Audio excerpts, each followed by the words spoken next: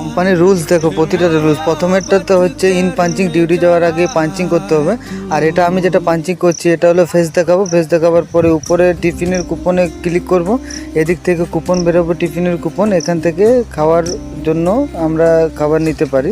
তারপরে এদিকে এটা প্রথমে একটা হচ্ছে ইন পাঞ্চিং, তারপরে একটা ক্যান্টিনের জন্য, তারপরে একটা আউট পাঞ্চিং, ডিউটি থেকে আসার পরে সেটাতে আউট পাঞ্চিং করতে হবে। এটাতে ফেস দেখানোর পরে ফেস দেখাবো, তারপরে টিফিনে ক্লিক করলে ওখান থেকে কুপন বেরোবে, কুপন বেরোনোর পরে